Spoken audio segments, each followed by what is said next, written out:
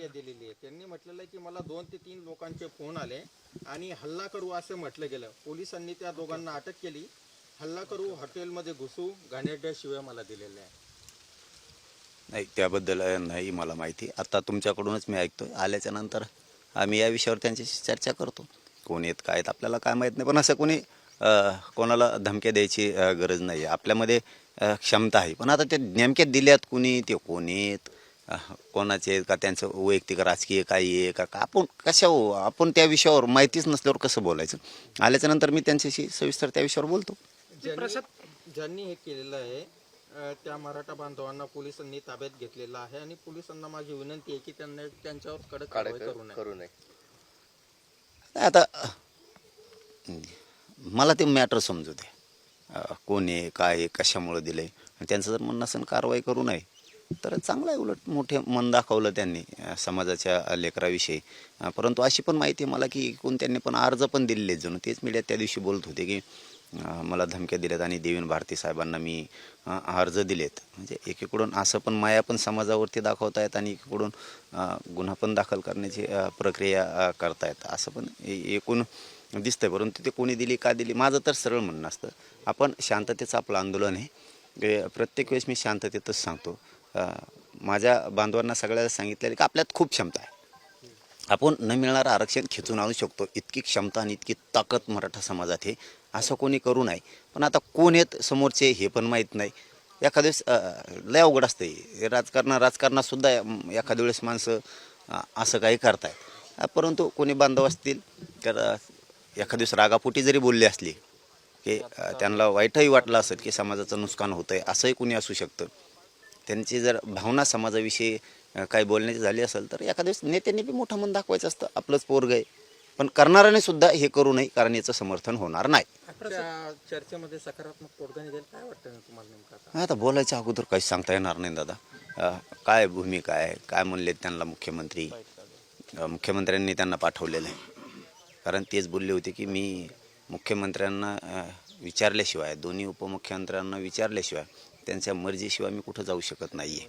मग आता त्यांची काय चर्चा झाली आणि ते काय मराठा समाजाला न्याय देतात. पण एक मात्र मी आणखीन वारंवार तेच शब्द सांगतो की एक आशा पल्लवी झाल्यात त्यांच्याकडून, 100% त्यांच्याकडून आशा पल्लवी झाल्यात की तो माणूस समाजाच्या हितासाठी सरकारच्या अंगावरती पण जाऊ शकतो.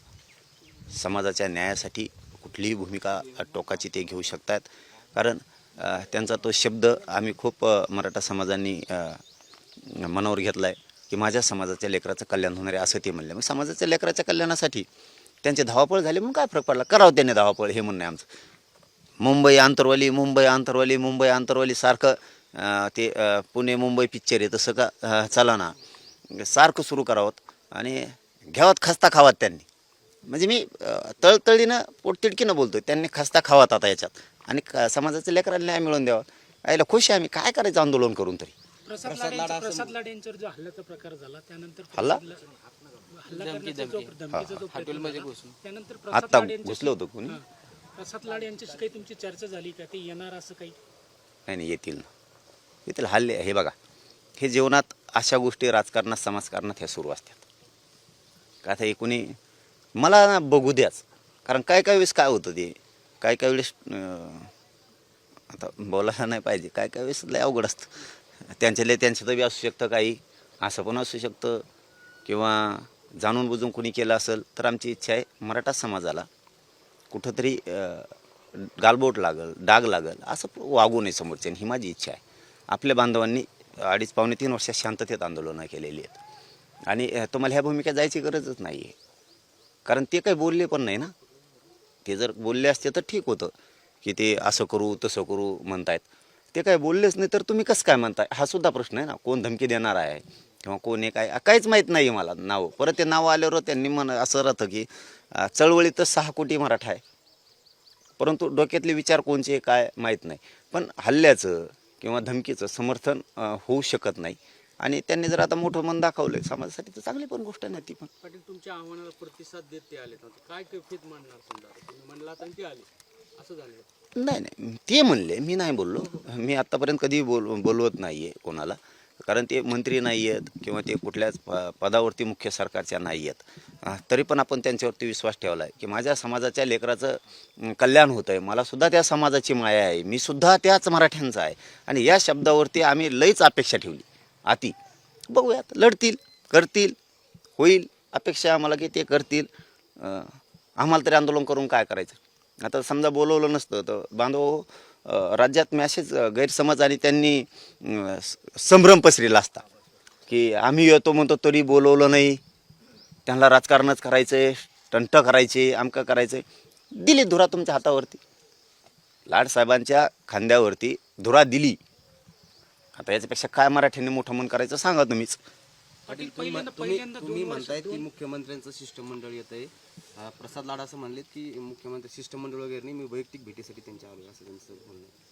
आता मुख्य हा भाग मी माया मनचं काही बोलत नाही. तेच म्हणले काढून बघा बाईट, तुम्ही तुमच्या सगळ्याकडे बाईट झाल्यात त्यांच्या. मी मुख्यमंत्र्यांना विचारल्याशिवाय, त्यांच्या मर्जीशिवाय मी कुठेही जाऊ शकत नाही. मी त्यांच्याशी दोन्ही उपमुख्यमंत्र्यांशी चर्चा करेल. मग जो माणूस आता मुख्यमंत्र्यांशी चर्चा करून आला ते मुख्यमंत्री शिष्टमंडळ नाही म्हणायचं तर कोणाचं म्हणायचं सांगा भाऊ तुम्हीच. आता तुम्ही हा भाग तुम्ही सगळं उकळून पेलेलं आहे भाऊ राज्य. हां, तुम्ही काय सोपे नाही तर सगळे पत्रकार. तुम्ही आता चांगल्या चांगल्याला मुंडीवर टाकेले. काय होतो त्याचा अर्थ आम्हाला गरीब माणसाला समजून सांगावं, गरीब मराठ्याला. मुख्यमंत्र्यांशी चर्चा केली तेव्हा चालेल. आणि त्याला काय होतं, एकाच असू नाही दोघाच असू. मुख्यमंत्र्याचा माणूस आला म्हणजे मुख्यमंत्र्याचं शिष्टमंडळ झालं. आणि काय भ्यायचं यायला, आपली जर मुख्यमंत्र्यावर इतकी माया आहे, मराठ्यावर इतकी माया आहे तर काय भ्यायचं. हो, मुख्यमंत्र्याचं शिष्टमंडळ काय त्यात वाईट आहे. बरं नाही तर नाही, हां कॅन्सल, काय त्याला एवढं. तुमचं म्हणणं आहे बोल नाही मुख्यमंत्र्याचं नाही, कॅन्सल, द्या आरक्षण, जाऊ द्या. पण ते त्यांच्या मुख्यमंत्र्यांच्या अत्यंत जवळचे आहेत, अनेक वेळा ते त्यांची बाजू घेताना दिसतात. ही कैफियत मांडणारच नाहीत का त्यांचं, असं थोडंच आहे. एक लक्षात घ्या, आपण ते मुख्यमंत्र्यांच्या जवळचे आहेत, मुख्यमंत्र्यांची बाजू घेतली त्यांनी, हे पण खरं आहे. पण मराठ्यांची सुद्धा यावेळेस घेतली ना, म्हणून तर आम्ही विश्वास ठेवला आहे. या आतापर्यंत लाड आणि तुमच्यात शाब्दिक वाद होत होते, मात्र आता नाही, समाजाच्या विरुद्ध बोलत होते ते. शाब्दिक वार म्हणजे त्याच्यात त्यांच्यामध्ये काही दुश्मनी नव्हती. ते काय माया बिल्डिंग शेजारी त्यांनी बिल्डिंग बांधली किंवा त्यांच्या बिल्डिंग शेजारी म्या बांधली असं नाही. ते बिल्डर आहेत म्हणून त्यांचा एखादा टेंडर घेऊन पळवलोय असं बी काही नाही आहे. असं थोडंच काही आहे. ते समाजाच्या विरुद्ध बोलले, आज ते समाजाच्या बाजूने बोलले. समाजाच्या बाजूने बोललं, मला समाजाच्या लेकराचं कल्याण करायचं आहे. त्यांचं म्हणणं आहे मलाही माझ्या समाजाच्या जातीच्या लेकराचं कल्याण करायचं आहे. येतो मी मुख्यमंत्र्याला विचारून, या. दादा, तुमच्यासोबतच्या लोकांचे मोठे आर्थिक व्यवहार झाल्याचा आरोप बावस्कर महाराजांनी केला होता. कसल्याचे प्रश्न विचारत जाऊ नका भाऊ. तुम्ही लय मोठाले चॅनलवाले बांधव आहेत. काय चौकशा व्हायच्या तेव्हा द्या, काय करायचं ते करू द्या. कुणी चौकशा लावा ना. अरे असे जातवान आहेत आपल्या संग, निष्कलंक. हा, आता ते सगळ्यातच श्रीमंत आहेत. कोणत्या जातीत श्रीमंत लोक नाहीत. आंदोलनाच्या संघ श्रीमंत लोक हिंडले म्हणून असं काय का, उलट मोठे पण म्हणावं लागतं त्याला. श्रीमंत लोक, श्रीमंत मराठे गरीब मराठ्यांच्या मदतीला यायला लागले. ही का चूक आहे? ही का चूक आहे? गरीब मराठ्यांच्या मदतीला श्रीमंत मराठ्यांनी येऊ नये म्हणून यांच्या प्रॉपर्टीत किंवा त्यांचे ते पहिले श्रीमंत आहेत. असे का तुमच्यासारखे आहेत का? तुमच्या आव्हानानंतर आंदोलनाचं जे तुम्ही आव्हान केलं होतं त्यानंतर असं कुठंतरी वाटतंय का की मुख्यमंत्री तुमच्या मागण्या संदर्भात सकारात्मक आहे आणि त्यामुळे लाड यांना इथं पाठवलं जातं? होऊ शकतं. बोलण्याची आत्मीयता जी लाडफूंच्या मनात आहे त्यावरून वाटतंय मराठ्यांचा एकही प्रश्न राहणार नाही आहे, एक पण. आणि 100% ते येतील, कारण ती बोलण्याचा त्यांचा ओघ आणि ती आत्मविश्वास इतका होता. मीच आंदोलनात बसतो जर मुख्यमंत्र्यांनी नाही केलं तर. विश्वास नाही पटणार तर काय होणार भाऊ? कोणाला नाही पटणार. अहो, मराठा समाज उद्या बोलला असता सरळ सरळ.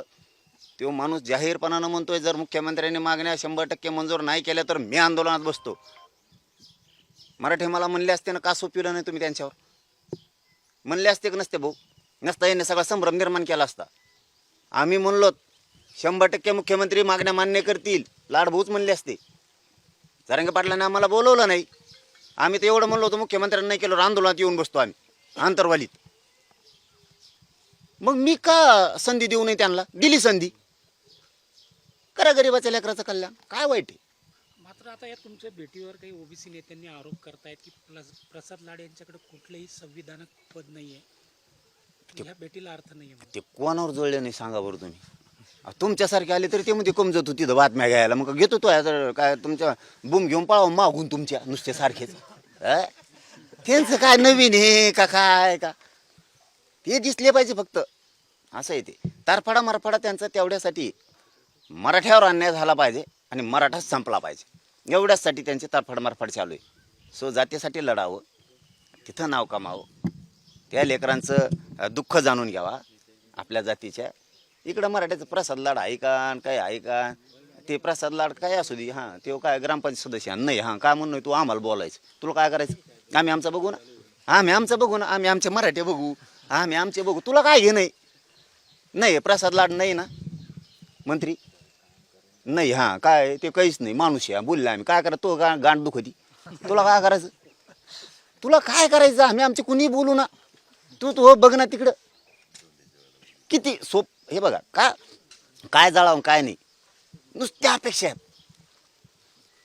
येणे तुकडा फेकावं त्याने तुकडा फेकावं, या अपेक्षावरती समाज कधीच मोठा होत नाही भाऊ. तुमचा समाज कडवट आणि कट्टर आहे.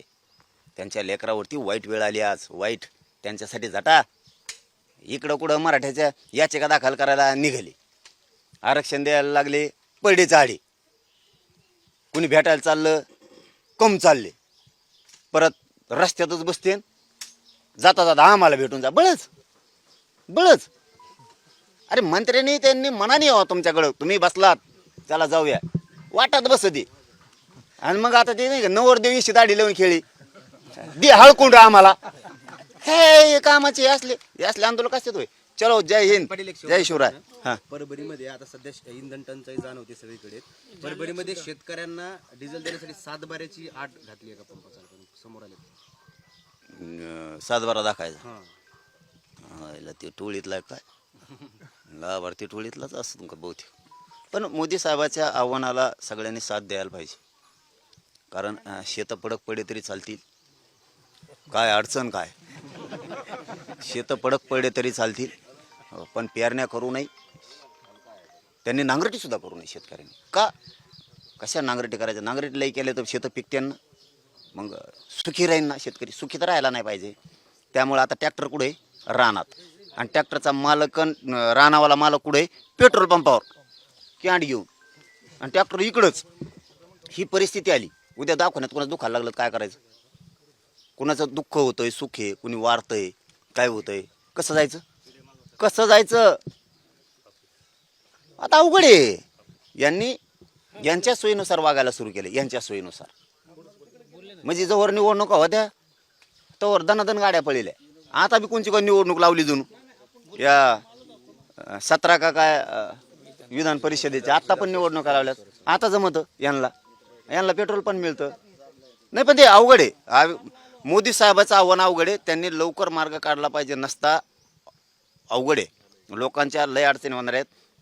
आता ॲडमिशनला जायचं लोकांना, पोरांच्या जूनमध्ये खतं आणायचे, बियाणं आणायचे, आता शेतीची मशागत करायची. आता जर मशागत नाही केली ना तर गवत उगणार त्याच्यात. आणि सरकारनंच सांगितलंय प्रगतशील शेती करा, यंत्रसामग्रींचा उपयोग करा, असं सांगितलंय. भातावरती तुंप खाल्ल्यासारखं यंत्रसामग्री घ्या. लोकांनी बैल गाड्या ऐकल्या, ट्रॅक्टर आणलं ते बेंडकीसारखं एवढंच होते, तो कशात पळत आहे, कोपऱ्यात पळत आहे, कापऱ्यात पळत आहे, त्याला बी डिझेल लागत आहे. कोणाचं ऐकून केलंय प्रगती शेती, सरकारचं ऐकून. आता ट्रॅक्टर बंद झालं, बैल नाही गाडी नाही, बैल असते तर आवतो तरी हाणले असते. म्हणजे इतका देवारा करून ठेवलाय मोदी साहेबांनी. पण मी तर मोदी साहेबाच्या आव्हानाला प्रतिसाद दिलाय. तेल सुद्धा लावत नाही मी डोक्याला त्यांच्यामुळे. ते तेल वाचव म्हणलं तेलच न लावायचं, तुम्ही लावू नका कुणी, ते इंधन वाचा, तेल वाचा म्हणते. पाटील एक शेवटचा प्रश्न, बारसकरांनी तुमचे जे सहकारी संजय कटारे यांच्यासह जाऊ द्या, धन्यवाद. असल्याला नका मोजी जो ईडी चौकशी करण्याची काय तुला काय करायचं, तू काय ऑफिस बस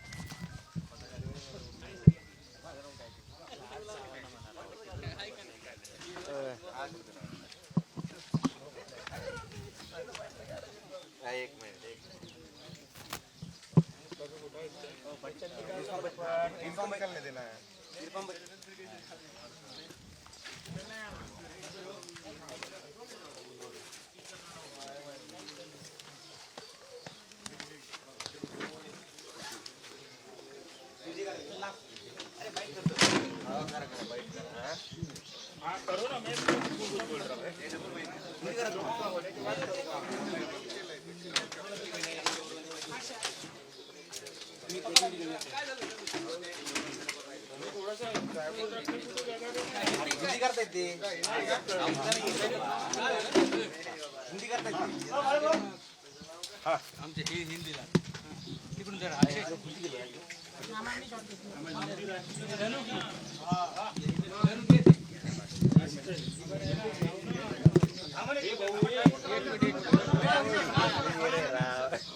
लावलं सगळ्यांनी ती हिंदी करतात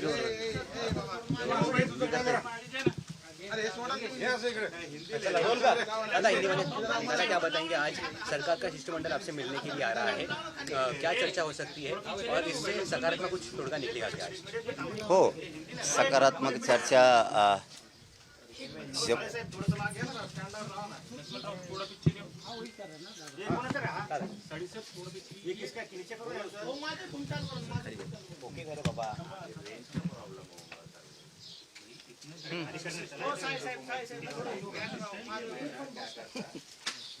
झालं का?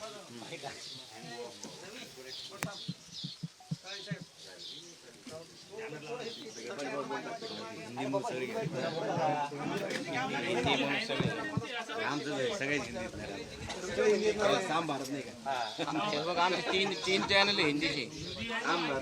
रवी धरतो की दोन धर्मी पॉईंट मारतो. लय माईक झाले ना एवढे चॅनल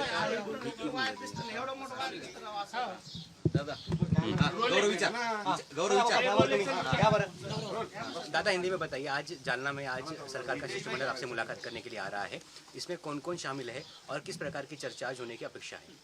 मराठी में बताइए. याच्यामध्ये कोण कोण येणार आहेत मुख्यमंत्र्यांच्या वतीनं मला नाही माहिती, परंतु लाडभाऊ येणार आहेत हे मात्र पक्का आहे. एक आमच्या नजरेत आम्ही गरिबाचे लेकर आहेत, आमची भाषा तशी आहे. आमच्या भाषेत म्हणलं जातं, मुख्यमंत्र्यांनी एखाद्या माणसाला पाठवलं किंवा तुम्ही एखादं आमच्याकडे पाठवलं, तुमच्या संपादकानं तुम्हाला आमच्याकडे पाठवणं म्हणजे संपादकानंच पाठवलं आहे याचा अर्थ असा असतो की तुम्ही तसे येऊ शकत नाहीत. म्हणून देवेंद्र फडणवीस साहेबांकडून ते आलेत म्हणजे ते मुख्यमंत्र्याचं शिष्टमंडळ, 1 असो 2 असो 5 असो 10 असो किती असो, शिष्टमंडळ 100 जणांचं आलं तरी प्रश्न मार्गी लागणार असतं आणि 1 आलं तरी असतं. 100% आम्हाला वाटतं की लाडभाऊच्या माध्यमातून या गोरगरीब मराठा समाजाच्या लेकरांना न्याय मिळेल, या समाजाला न्याय मिळेल. त्यांना समाज लहान नाही आहे, खूप मोठा मराठा समाजाचा मोठा वर्ग या राज्यात आहे आणि 100% ते मार्ग काढतील अशी आम्हाला अपेक्षा लावून बसलो आता आम्ही. आज सकारात्मक चर्चा होगी क्या? हो, सकारात्मक आता तिथं झाल्यावर कळण होईन का नाही, आमच्याकडून तर सकारात्मकच आहे.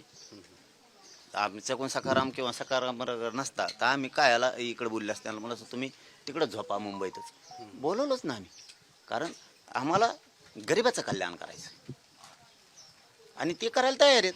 अडचण काय मला ते जर 100% मुख्यमंत्र्याकडून मागण्या मंजूर करायला तयार आहेत तर मला अडचण काय, मी का सोडू नये, सोडवायला लागलो. आज अगर मांगे पूरी हुई तो आप फिर से अनशन पे बैठेंगे या फिर वो निर्णय स्थगित करेंगे? नाही, मागे काय होईन काय नाही, पुढे काय होईन आणि मागे काय झालं याचा विचार नाही आहे.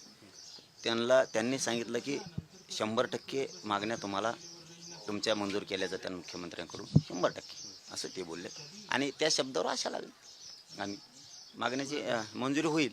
30 मेला आमरण उपोषण होणार. मागण्या जर पूर्ण झाल्यानंतर उपोषण मग काय गरज आहे, मागण्या पूर्ण झाल्यावर गरज नाही, पण नाही झाल्या तर आमरण उपोषण होणार. थांबा त्या का नाही राहणार, माझ्या समाजापेक्षा मला काय मोठं आहे, लाडभाऊला समाजापेक्षा काय मोठं आहे असं तेच म्हणले. ते बी बसणार आहेत माझ्यासमोर उपोषणाला, तेच म्हणलेत. मी थोडंच बळच बसा म्हणतो त्याला, बसते पण ते समाजासाठी कोणत्याही टोकाला जायची तयारी त्यांची, ते उपोषणाला बसू शकतात. जाऊ तिकडे यावगा काढू तरी वजन कमी होतं थोडं, आपण 2 जण बसू, काय लाडभाऊन मी 2 शेजारीच बसतो बास टाकून. आता सरकार तुमच्यावर उपोषणाला पुन्हा बसण्याची वेळ होती, त्यांचा का भरोसा, लाडभाऊमुळे वाटतंय नाही बसायची वेळ यायची, पण सरकार म्हणून म्हणत असतात तर त्यांचा काय भरोसा. त्यांच्यावर भरोसा ठेवला नाही मी, म्हणूनच माझ्या समाजाचं कल्याण झालं. त्यांच्यावर भरोसा ठेवला असता तर आतापर्यंत त्यांनी वासुदेव केला. धनगर समाजाचा आरक्षणाचा बट्ट्याबोळ करून टाकला, सगळा बट्ट्याबोळ केला. बंजारा समाजाचा आरक्षणाचा सगळा बट्ट्याबोळ करून टाकला. काय नाही ठेवलं. मायक्रो ओबीसीचं आरक्षण सगळा वासुदेव झालेला. काय मिळालं मायक्रो ओबीसीला 45 वर्षात? हे सरकारमुळेच घडलं ना. हे अवघड विषय येतं. त्यामुळे ते पुढं आले की त्या भूमिकेत जात आहेत ते. काहीकडे समाजाचं, राजपूत समाजाचं आरक्षणाचं सगळा देवारा करून ठेवला त्यांनी. काय शिल्लक नाही ठेवलं कुठं. सरकार म्हणून सरकारवर नाही विश्वास ठेवत मी. माझा समाज आणि आमच्या लढण्याच्या क्षमतेवरती मी विश्वास ठेवतो, म्हणून जिंकलो आणि गोरगरिबांना देऊ शकलो. नसताही मिळालंच नसतं. लाडभाऊवरती विश्वास ठेवला हे सत्य. सध्या मशागतीची कामं सुरू आहेत. इंधन टंचाईचा विषय आहे. मुख्यमंत्री पंतप्रधानांनी देशवासियांना इंधन बचतीबाबत आवाहन केलेलं आहे. कसं बघता याकडे तुम्ही? चांगलं आहे, इंधन बचत केली पाहिजे. त्यातच अजून प्रत्येक जिल्हाधिकाऱ्यांनी या ठिकाणी बॉटल आणि कॅनमध्ये डिझेल देण्यास नकार दिलेला आहे. त्यामुळे अनेक शेतकऱ्यांना मोठ्या अडचणी येतात ते, म्हणजे शेती मशागतीचे दिवस. नाही, आपल्या मोदी साहेबांनी सांगितलंय इंधन वाचेलं पाहिजे, तेल वाचेलं पाहिजे. वावरं कोशाल पडत टाकायचे सगळ्यांनी मस्तपैकी. मोदी साहेब सांगते ते करायचं. आता मोदी साहेब सांगते तेच ऐकलं पाहिजे. उद्या मोदी साहेब जर म्हणले सगळे वावरं इकून टाका, आमच्या साहेबाला घ्यायचे तर इकून टाकायला पाहिजे. कशाला ढोयचे? त्यांच्या पुढं जाऊन करायचं काय? त्यांच्या पुढं जावा तर काय त्या जीवनाला अर्थ? ते म्हणते तसं. ते म्हणले वावरं पडून द्यायचे. ते म्हणले डिझेल घेऊ नका, आपण घ्यायचं नाही. ते जर म्हणले तुमच्या मालाला भाव नाही तर आपण म्हणायचं नको देऊ. कांद्याला भाव नाही. मोदी साहेब म्हणते तसंच वागायचं. तेव्हाच गोरगरीब सुखात जगू शकतात, कल्याण होऊ शकतं त्यांचं. त्याशिवाय होऊ शकत नाही. काय तुम्ही सरकार लावतच नाही. मी मोदी साहेबाचं ऐकलं ना, आव्हानाला प्रतिसाद दिला पाहिजे. ते तेल वाचा म्हणले ना, करत नाही लावलं. का करत तेल लावून? मोदी साहेबाचं पुढे जायचं म्हणलं काय अर्थ आहे? नाही गेलं पाहिजे. तुम्ही नका लावू उद्यापासून. महाराष्ट्रातल्या कुठल्याच जिल्हाधिकाऱ्यांनी निर्बंध नाही काढले, मात्र मराठवाड्यातल्या काही जिल्हाधिकारी कॅनमध्ये डिझेल देण्यास निर्बंध टाकतात. मला म्हणायचं की मोदी साहेब तुम्ही आणि मुख्यमंत्री साहेबांनी असं का वागावं हा मोठा प्रश्न आहे. आणि शेतकऱ्यांनी बी का सावध होऊ नये हा सुद्धा खूप प्रश्न आहे. ते जर आता राखेल तेल डिझेल पेट्रोल मिळू नाही दिलं, शेत्या पडक पडणार नाही तर पडून द्यायचं. पडक होऊन द्यायचं वाटलं. लोकांचं देणं पाणी कशाने फेडायचं? पोराचे शिक्षण आहेत कशाने करायचे? दुखणे भाणे आहेत घरात कशाने करायचे? आता तुम्ही म्हणतात कॅन्डीत देऊ नका डिझेल. ठराविक असू नये सगळ्या दुनियात असो. तुम्ही असं म्हणताय की कॅन्डीत देऊ नका. ट्रॅक्टर कुठे? शेतात. आणि पेट्रोल पंपावर कशावर आणायचं? तो बचाने आणायचं म्हणा लुटीत. हां, कशाने आणायचं रे? ट्रॅक्टर बंद पडले शेतात म्हणून कॅन्ड घेऊन आलाय तिथं. तुम्ही कसं वागवायला लागले का लोकाला? सत्यात आलात म्हणून तुम्हाला वाटन तसं तुम्ही लोकाला वापरायला लागले काय? शेतात बंद पडले ट्रॅक्टर, कॅन्डच आणावं लागेल ना. ही कोणची भूमिका आहे तुमची? ते ट्रॅक्टर कसं आणायचं दाखवायला?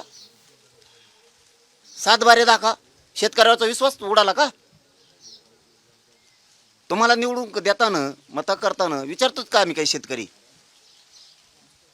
इतकी द्वेष भरलेली भावना असू नये. एकदा सत्यात बसल्या का वाटलो करता शेतकऱ्याचं. आता कोणाचं दुखायला लागलं कसं जायचं? एखाद्याचं अंत्यसंस्कार आहेत कसं जायचं? पाहून रावल्याकडं पोराच्या ॲडमिशनला कसं न्यायचं? पोरं पोरी शाळेत कशा न्यायचे? तुम्ही तर म्हणले 6 महिन्याचे टिपाडं भरून ठेवलेत. काय तुम्ही कोणत्या भूमिकेकडे चाललात? काय होणार आहे? शेतकऱ्यांचं वाटलं का करता विनाकारण? काय केलं त्यांनी तुमचं? देश चालवायला तुम्हाला बसवलंय, वाटलं करण्यासाठी नाही बसवलं. धन्यवाद.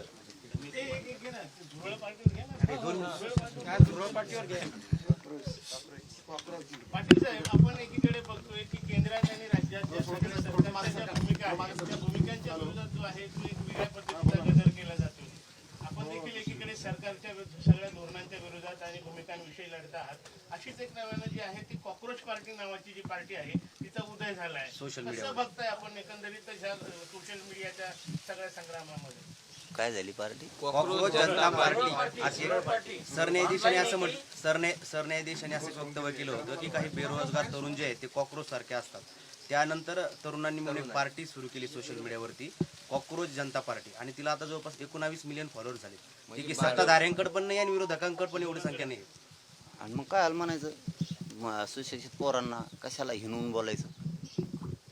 हिनूनच बोलले ना, म्हणजे सरकारची विषयीची जी खतखत आहे ना, ही या माध्यमातून दिसते. तर कोणची पार्टी काय आपल्याला नाही माहीत त्याबद्दल, पण एकूण जो तुमच्या बोलण्यातून अर्थ दिसतोय त्याचा अर्थ असा की ती खतखत आहे लोकांची. उदाहरणार्थ एखादी जमीन आहे राजकीय नेत्यांची आणि आजूबाजूनं त्यांनी सगळ्या जमिनी घेतल्या आणि मग ते लोक आल्यावर, त्यांच्या पाहुणे आल्यावर, मित्र आल्यावर काय म्हणतात, ही सगळी जमीन आपली. पण तुम्हाला मनाने जमीन दिलेल्या नाहीत, तुम्ही त्या दादागिरीने घेतलेल्या. ही खतखत तुम्हाला माहित नाही, कारण तुम्ही आज हिटलर दादागिरी करतायत, तसली दहशत माजवताय, त्यामुळे लोक भेटेत. पण खतखत तुमच्याविषयी एवढी आहे की एक दिवस खूप तुम्हाला दिसणार आहे ती खतखत, खूप लय मोठी खतखत आहे. फक्त एकदा खमक्या भेटला पाहिजे, खमक्या भेटला की धुराळाच वाजवतो यांचा. ही खतखत आहे सरकारविषयी. त्यांनी जो ट्विटर काढलेला आहे किंवा एक सँडल काढलेलं त्यावर पण सरकारला बंदी आणली. आणि ते कशावर बंदी आणत नाही, ते कशावर बंदी आणत नाहीत, कटणीच्या दुकानावर बंदी आणते. ते इतके हापापलेले ते माल लागतो, फक्त माल. असा खेळ आहे त्यांचा. नाही ऐकलं की लावली ती कोण ईडी आणि सीबीआय लावलीच. माणसानं पक्षाकडं, सत्तेकडं स्वतःहून यावं. मला स्वतःहून काम करायचं या भूमिकेचं असलं पाहिजे. तुम्ही बळच घेतात, ती खतखत आहे, नाईलाज, पर्याय नाही ते म्हणतात. भाजपमधले तर अर्धे म्हणतात पर्याय नाही आहे, दुसरीकडे जाऊन करतो काय, मध्ये जाण्यापेक्षा बरं आहे आपलं, इथं मजाच चाललंय म्हणते. ती खतखत आहे. बरं, या झुरळ पार्टीनं तर भाजपला सुद्धा मागे टाकलेलं, भाजपपेक्षा जास्त सदस्य झाले 3च दिवसात झाले. ह्या देशात सक्षम विरोधी पक्ष नाही आहे. गोरगरीब जनता शोधती, गोरगरीब जनता शोधती. आपल्याला पर्याय पाहिजे, पण निष्कलंक, ते प्रामाणिक, त्याच्यात कट्टरता असली पाहिजे, गोरगरिबांची आत्मीयता त्याला असली पाहिजे. सुशिक्षित बेकार देशातला तरुणांना चांगल्या दिशाकडे घेऊन जाणारा पाहिजे, त्याच्या हाताला काम लागलं पाहिजे. तरुण दिशाहीन झालाय. जो सुशिक्षित तरुण आहे तोच देशाला दिशा देऊ शकतो. पण अशा ठिकाणी माणसं बसलेत की जे दिशा देऊ शकत नाहीत, असे माणसं तिथं बसल्यामुळं सुशिक्षित पोरांना दिशाच नाही राहिली.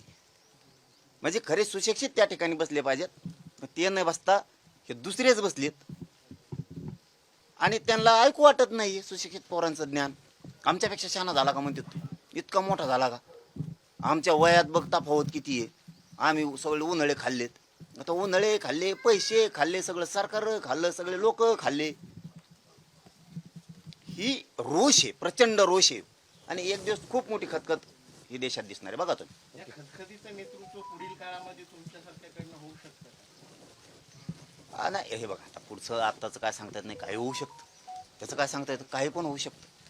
लोकांना जर वाटलं की आपण यांच्यात नकोच, आपल्यावरती होणारा अन्याय जाणून घेणाराच पाहिजे, मग त्याच्यात क्षेत्रीय, देशावर पसरलेला क्षेत्रीय असेल, देशावर पसरलेला दलित मुस्लिम असेल, देशावरचा ओबीसी असेल, ज्यावेळेस अशा गोरगरिबांना वाटतं की आपल्यावरती अन्याय होतो, आता बस किती दिवस सहन करायचा, त्या दिवशी काही क्रांती होऊ शकते, काही पण ते जनतेनं पण ठरवलं पाहिजे.